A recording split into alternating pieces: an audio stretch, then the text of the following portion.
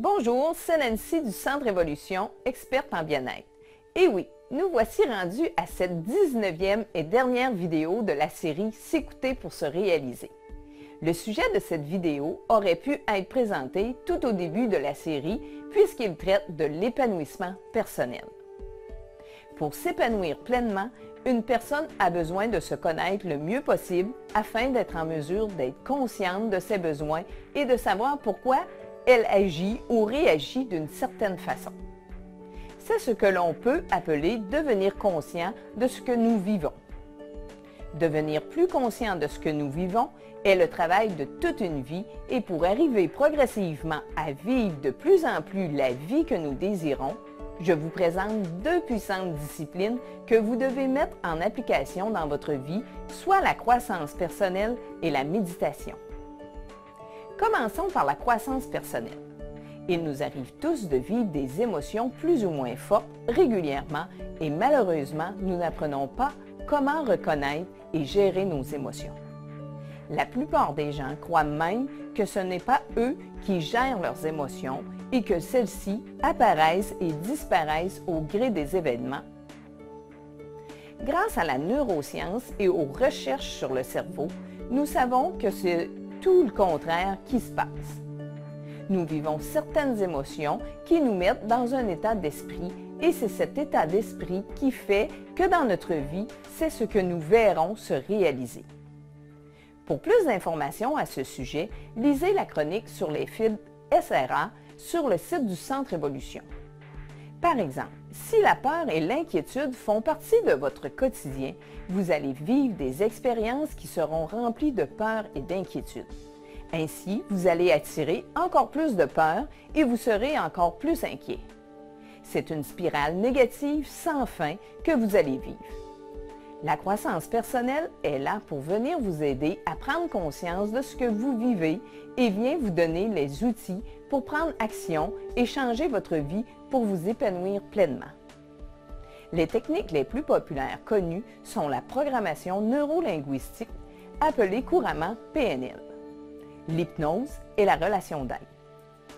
Je vous présente un portrait rapide de chacune de ces techniques, mais je veux tout d'abord mettre en lumière un élément que celles-ci ont en commun. Chaque personne est responsable de sa vie et de ce qui lui arrive. Elle doit prendre sa vie en charge afin de la maîtriser. Nul ne peut espérer que les choses aillent dans la direction de son choix s'il se laisse porter par les aléas de la vie et ne décide pas de la créer comme il l'entend. Le thérapeute ne fait pas de miracle. Il vous dirige et vous ramène dans le droit chemin dès que vous déviez du but que vous cherchez à atteindre. Commençons par la PNL. La programmation neurolinguistique, comme son nom l'indique, vise à programmer votre cerveau en utilisant son langage. La prémisse de la PNL est qu'on peut modéliser une personne en utilisant les mêmes croyances qu'elle. Ainsi, nous allons obtenir les mêmes résultats de performance que cette personne. En ce qui concerne l'hypnose, elle sert à venir parler subtilement à votre inconscient qui gère 90% de vos comportements pendant que votre esprit conscient est parti faire une balade. Des suggestions seront présentées à l'inconscient de la personne afin d'atteindre un résultat précis. Dans ce processus, nous cherchons à modifier les croyances qui limitent la personne dans l'atteinte de son bien-être. Passons maintenant à la relation d'aide. La relation d'aide est une conversation dirigée qui vient vous faire prendre conscience de vos comportements, de vos croyances et de vos peurs. Le tout se fait grâce à un questionnement orienté vers ce qui se passe en vous. Une fois ces blocages révélés, il ne reste qu'à modifier la source de ceux-ci pour voir les changements se produire. Décidez de prendre la responsabilité de votre vie et vous deviendrez ainsi plus conscient de ce qui se passe autour de vous et en vous. C'est ainsi que vous pourrez créer la vie à laquelle vous aspirez et être plus heureux. La deuxième discipline que je vous propose est la méditation. Tout d'abord, la méditation est quelque chose de simple, accessible à tous. Certaines personnes m'ont fait part qu'ils n'étaient pas en mesure de méditer, car ils n'arrivaient pas à planer et à léviter. Cette image de la méditation est erronée et ne correspond pas à la réalité. Méditer, c'est prendre du temps pour soi, pour se centrer et trouver le calme et la paix intérieure. Plus vous méditez régulièrement, et plus cet état de calme et de paix vous habitera tout au long de la journée. Voici une liste des avantages et des bénéfices que la méditation procure. La méditation abaisse la pression sanguine, ce qui améliore la santé du cœur. La méditation ralentit le vieillissement du corps. La méditation apaise les douleurs et est 2 fois plus efficace que la morphine. La méditation restructure le cerveau et ralentit le vieillissement de celui-ci. La méditation augmente la matière grise du cerveau. Avec tous ces avantages, comment se fait-il qu'aussi peu de personnes pratiquent la méditation?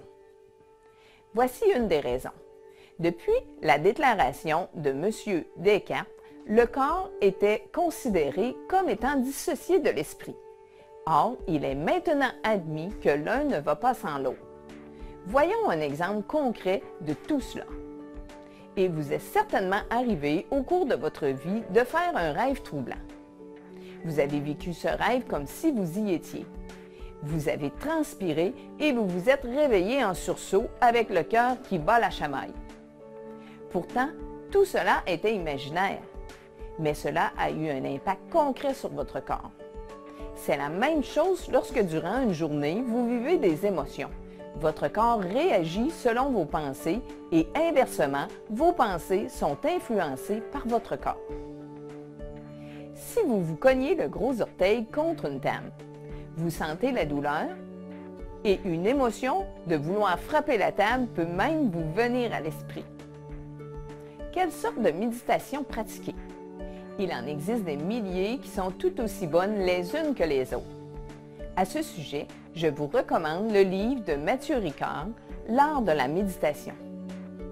Essayez les différentes méthodes proposées et conservez celle qui vous convient le mieux.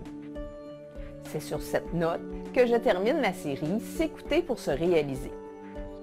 Je tiens sincèrement à vous remercier et à vous féliciter de m'avoir suivi jusqu'ici, puisque la majorité des gens abandonnent après seulement quelques semaines. Nous pourrions résumer cette série de la façon suivante. Lorsque vous vivez quelque chose qui vous bouleverse en permanence, prenez le temps de vous arrêter pour savoir ce qui se passe en vous. Investissez votre temps et votre argent pour vous améliorer et vivre une meilleure vie. Investir sur soi est le plus beau des cadeaux que vous pouvez vous faire et aussi à toutes les personnes de votre entourage, puisqu'en vous aidant, vous serez par la suite en mesure de les aider aux besoins. Vous rayonnerez de bonheur et deviendrez un exemple à suivre pour eux. Je vous souhaite le plus grand des succès dans votre vie, qu'elle soit remplie de bonheur, d'amour et de bien-être. Au plaisir de vous rencontrer. Vous pouvez m'envoyer un courriel à nancy.caron@centrevolution.com dans lequel vous me raconterez comment ça se passe pour vous. À bientôt!